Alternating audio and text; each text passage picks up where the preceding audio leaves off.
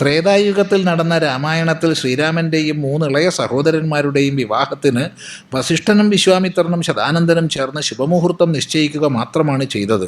ജാതകപ്പൊരുത്തം ഒരിക്കലും നോക്കിയിട്ടില്ലായിരുന്നു. ഇല്ല എന്ന് പറഞ്ഞാൽ ഇല്ല. ജാതകപ്പൊരുത്തം നോക്കിയിട്ടേ ഇല്ല. മുഹൂർത്തം നിശ്ചയം ചെയ്തിട്ടുണ്ട്, നല്ല മുഹൂർത്തം. അതേപോലെ ദ്വാപരയുഗത്തിൽ ശ്രീകൃഷ്ണൻ 8 സ്ത്രീകളെ, രുക്മിണി, സത്യഭാമ, ജാമ്പവതി, കാളിന്തി, മിത്രവിന്ദ തുടങ്ങി എല്ലാം എഴുതിയിട്ടുണ്ട്. വിവാഹം കഴിച്ചപ്പോഴും ജാതകപ്പൊരുത്തം നോക്കിയതായി എവിടെയും സൂചിപ്പിച്ചിട്ടില്ല. ഇല്ല. ഭഗവാൻ സമയവും തക്കം നോക്കിയിട്ടേ ഉള്ളൂ. അതൊട്ട് മുഹൂർത്തവും ബാക്കി പറയണ്ടല്ലോ. ശ്രീകൃഷ്ണനെ സംബന്ധിച്ച് മുഹൂർത്ത നിശ്ചയമൊന്നും ഉണ്ടായിട്ടില്ല. എപ്പോഴാ തരപ്പെടുത്താൻ പറ്റുക? അപ്പം പോയി സ്പീഡിൽ അങ്ങോട്ട് പോയി കാര്യങ്ങൾ നിർവഹിച്ചു പോന്നു, അത്രയേ ഉള്ളൂ. കലിയുഗത്തിൽ ആരാണ് ഈ സമ്പ്രദായം കൊണ്ടുവന്നത്? ജാതകപ്പൊരുത്തം നോക്കി മാത്രം വിവാഹം നടത്തുന്ന ആചാരം കേരളത്തിൽ എങ്ങനെയാണ് പ്രാബല്യത്തിൽ വന്നത്? ഇതിൻ്റെ പ്രത്യാഘാത നിമിത്തം കേരളത്തിലെ ഹിന്ദു സമൂഹത്തിലെ യുവാക്കളുടെ വിവാഹം അനിശ്ചിതമായി നീണ്ടുപോകുന്നു. അവരുടെ പ്രായം കൂടിപ്പോകുന്നു. അതുകൊണ്ട് ഹിന്ദു ജനസംഖ്യ കുറഞ്ഞ് ന്യൂനപക്ഷമായി മാറിക്കൊണ്ടിരിക്കുന്നു. ഇതിലൊന്നും വിശ്വാസമില്ലാത്ത ഇതര മതസ്ഥരുടെ ജനസംഖ്യ ക്രമാതീതമായി വർദ്ധിച്ചു വരികയും ചെയ്യുന്നു. വലിയൊരു സാമൂഹ്യ വിപത്തിലേക്കല്ലേ ഹിന്ദു സമൂഹം പോയിക്കൊണ്ടിരിക്കുന്നത്? ഈ പ്രശ്നം എങ്ങനെ നേരിടാം? എന്താണ് പരിഹാര മാർഗം? സ്വാമിജിയുടെ വിലയേറിയ നിർദ്ദേശങ്ങൾ പ്രതീക്ഷിക്കുന്നു. ഇവിടെ ത്രേതായുഗത്തിലോ ദ്വാപരയുഗത്തിലോ ചെയ്യാത്തത് കൊണ്ട് കലിയുഗത്തിൽ ചെയ്യരുതെന്ന് ചിദാനന്ദപുരി സ്വാമിക്ക് പറയാൻ വയ്യ. യുഗം പോട്ടെ, ഒരു 50 കൊല്ലം മുമ്പ് ചെയ്യാത്തൊരു പരിപാടി ഇപ്പോൾ ചെയ്യരുതെന്ന് പറയാൻ പറ്റുമോ? എന്താ നിങ്ങളുടെ അഭിപ്രായം? ഇല്ല. ഇപ്പോൾ നമ്മളൊരു രോഗം വൈദ്യരെടുത്ത് പോയി, ഡോക്ടറെ അടുത്ത് പോയി, ഹോസ്പിറ്റലിൽ പോയി, ഉടനെ അയാൾ എഴുതുക MRI സ്കാൻ ചെയ്യണമെന്ന്. സ്വാമി ഇതൊരു 100 കൊല്ലം മുമ്പ് ഉണ്ടായിരുന്നില്ല, അതുകൊണ്ട് ഇപ്പോൾ ചെയ്യണ്ട എന്ന് പറയാൻ പറ്റുമോ? രാമൻ്റെ കാലത്തും കൃഷ്ണൻ്റെ കാലത്തും അതില്ല, അതുകൊണ്ട് ഇപ്പോൾ ചെയ്യണ്ട എന്ന് പറയാൻ പറ്റുമോ? അത് പറ്റില്ല. ഇപ്പോൾ വേണമെങ്കിൽ അത് ചെയ്യണം. വേണ്ടാത്തതിന് വിധേയരാവുകയും വേണ്ട. ഇപ്പോൾ കാലിൽ ചെറിയൊരു മുള്ള് നട്ട് മുറിഞ്ഞപ്പോൾ തലയിലൊരു MRI ചെയ്യണമെന്ന് പറഞ്ഞാൽ നമുക്ക് വേണ്ടാന്ന് പറയാം. അത് നിങ്ങൾക്ക് കമ്മീഷൻ തട്ടാനുള്ള ഉപാധിയാണെന്ന് പറയാം. നേരെ മറിച്ച് ആവശ്യത്തിന് ഡോക്ടർ എഴുതിയാൽ നമ്മൾ പോകണം. പണ്ടിതില്ലായിരുന്നു, അതുകൊണ്ട് ഇപ്പോഴും വേണ്ടാന്ന് പറഞ്ഞാൽ പറ്റില്ല. കാലത്തിനനുസരിച്ച് വരുന്ന പുതിയ സങ്കേതങ്ങളെ സ്വീകരിക്കുക തന്നെ വേണം.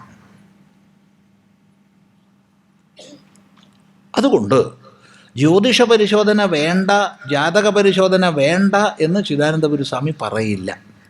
ആർക്ക് വേണം തോന്നുന്നുണ്ടോ നിങ്ങൾ ചെയ്തോളൂ, ആർക്ക് വേണ്ടാന്ന് തോന്നുന്നുണ്ടോ നിങ്ങൾ ചെയ്യണ്ട. പക്ഷെ ഒന്ന് പറയാം, വിവാഹ സംബന്ധമായി ജാതക പൊരുത്തവും മറ്റും നോക്കുന്നുണ്ടെങ്കിൽ നല്ല ജ്യോതിഷ പണ്ഡിതന്മാരെടുത്ത് പോകണം. ഗുരുനാഥനരികെ താമസിച്ച് തപോനിഷ്ഠമായി ശാസ്ത്രം പഠിച്ചവരും ആ ശാസ്ത്രത്തിന് വേണ്ടി സമർപ്പിതമായ ജീവിതം നയിക്കുന്നവരുമായ ജ്യോതിഷികളെടുത്ത് പോയാൽ അവർ നമ്മളെ വഞ്ചിക്കില്ല. ഭൂരിഭാഗവും പോയി പെടുക എവിടെയാ? ബോർഡ് വെച്ച ആൾക്കാരെടുത്ത. ഏതുപോലെ ഈ അടുത്ത കാലം വരെ കോട്ടയം ഹോമിയോ പദ്ധതികളുണ്ടായിരുന്നു. ക്ലാസിഫൈഡ് പരസ്യങ്ങളിലൊക്കെ ഉണ്ടായിരുന്നു. നിങ്ങൾക്കും ഡോക്ടറാകാം. ഇത്ര കാലം കൊണ്ട് 3 മാസം കൊണ്ട് 5000 റുപ്യ അടയ്ക്കുക, 3 മാസം കൊണ്ട് ഡോക്ടറാവാം. അപ്പോൾ 5 കൊല്ലം പഠിച്ച് ഹോമിയോപ്പതിയൊക്കെ പഠിച്ചവരോ അവർ മൂഢന്മാർ. നമ്മളൊന്നും ഇല്ലാണ്ട് പൈസ അടച്ചിട്ട് 3 മാസം കൊണ്ട് ഡോക്ടറാവും. ഇപ്പം എന്തായാലും ആഭാസം നിന്നു. ധാരാളം ഉണ്ടായിരുന്നു, ഓർക്കുന്നവർ ഉണ്ടാവും ഈ കൂട്ടത്തിൽ. ഇതുപോലെ അവിടുന്ന് ഇവിടുന്ന് ജ്യോതിഷത്തിലെ ചില പാഠങ്ങളൊക്കെ മനസ്സിലാക്കി അങ്ങനെ ചൂഷണം ചെയ്യുന്നവരുടെ വലയിൽപ്പെട്ടാൽ അപകടമാണ്. എന്നാൽ ശരിയായ വിദ്വാൻമാർ നമുക്ക് മാർഗദർശനം തരും, അവർ നമ്മളെ വഞ്ചിക്കില്ല. ഈ പറഞ്ഞതുകൊണ്ട് നിങ്ങൾ ജ്യോതിഷ പരിശോധന ചെയ്യണമെന്നോ ചെയ്യണ്ടെന്നോ ചിദാനന്ദപുരി സ്വാമി പറഞ്ഞിട്ടില്ല. കാരണം കേരളത്തിൽ വലിയൊരു വിപത്തായിട്ടാണ് ഇന്ന് ഇത് മാറിയിട്ടുള്ളത്. നമ്മൾക്ക് തന്നെ 100 കണക്കിന് ചെറുപ്പക്കാരെ അറിയാം. അവർ 10, 500, 600 സ്ഥലത്തൊക്കെ പെണ്ണ് കാണാൻ പോയിട്ടുള്ള ആൾക്കാരാ. ശരിയാവണില്ല. എന്താ? ചൊവ്വാദോഷം, ബുധൻ ദോഷം, വ്യാഴം ദോഷം, വെള്ളി ദോഷം, ശനി ദോഷം, ഞായർ ദോഷം, തിങ്കൾ ദോഷം. ശുദ്ധജാതകം, അശുദ്ധജാതകം. നമ്മളൊരു ജീവിതക്രമം വളരെ തിരക്കിട്ടൊരു ക്രമ കുറേ കാലമായിട്ട് 5 മിനിറ്റ് പോലും സ്വസ്ഥമായിട്ട് സമയം കിട്ടാറില്ല. അത്രയൊരു തിരക്കിട്ട ജീവിതം. അപ്പോൾ കുറച്ച് കാലമായി അങ്ങനെ. എന്നാലും എന്ത് തിരക്കാണെങ്കിലും അതിനിടയ്ക്ക് സമയമുണ്ടാക്കിയിട്ട് ചില വിനോദങ്ങളൊക്കെ ചെയ്യാറുണ്ട്. ഇല്ലയെന്ന് പറയരുത്. ഒന്ന്, മറിമായം കാണും. അത് കാണും, എവിടുന്നെങ്കിലും കണ്ടിരിക്കും. ഈ മഴവിൽ മനോരമയിൽ വരുന്നതാണ്. അത് മഴവിൽ മനോരമയൊന്നും കാണാറില്ല, യൂട്യൂബിൽ പോയിട്ടാണ് അത് കാണാറ്. കാണും, എവിടുന്നെങ്കിലും കണ്ടിരിക്കും. അതിൽ എപ്പോഴും അപ് ടു ഡേറ്റ് ആയിരിക്കും. അതെ, വലിയ ഇഷ്ടമാണ്. കാരണം ഒരു അശ്ലീലവും ഇല്ലാതെ ഇത്ര നല്ല സാമൂഹ്യ വിമർശനം, ഇത്ര നിലവാരമുള്ള അഭിനയം, സംവിധാനം എല്ലാം തികഞ്ഞതാണ്. അതാണ് ഒരു വിനോദം. രണ്ടാമത്തത് ഈ പത്രങ്ങളിൽ വിവാഹ പരസ്യങ്ങൾ വായിക്കുക. സ്വാമിക്ക് എന്താ കല്യാണത്തിനുള്ള വല്ല പരിപാടി ഉണ്ടോ? ഇനിയിപ്പോൾ എന്ത് കല്യാണത്തിനുള്ള പരിപാടി ഉണ്ടാവാനാ? പിന്നെ അത് വായിക്കാൻ ഒരു സുഖ. 46 വയസ്സുള്ള നായർ സുന്ദരിക്ക്, 48 വയസ്സുള്ള ഈഴവ സുന്ദരിക്ക് വിവാഹാലോചന ക്ഷണിക്കുകയാണ്. മറ്റു നിബന്ധനകളൊന്നുമില്ല. അപ്പം ഞാൻ മനസ്സ് ചോദിക്കും, എൻ്റെ സുന്ദരി, നീ 48 വയസ്സ് വരെ എങ്ങനെ കല്യാണം കഴിയാണ്ടിരുന്നു? അന്ന് നിബന്ധന വെച്ചു, ഇന്ന ജാതകം, ഇന്നത് സർക്കാർ ഉദ്യോഗം വേണം. സർക്കാർ ഉദ്യോഗം. സർക്കാരിന് എത്ര % ആൾക്കാരെ അബ്സോർബ് ചെയ്യാൻ പറ്റും? 0.6, 0.7% പേരെ അബ്സോർബ് ചെയ്യാൻ സർക്കാരിന് കഴിയില്ല. അപ്പം ബാക്കി 99.3 പേർക്കും കല്യാണം വേണ്ടേ?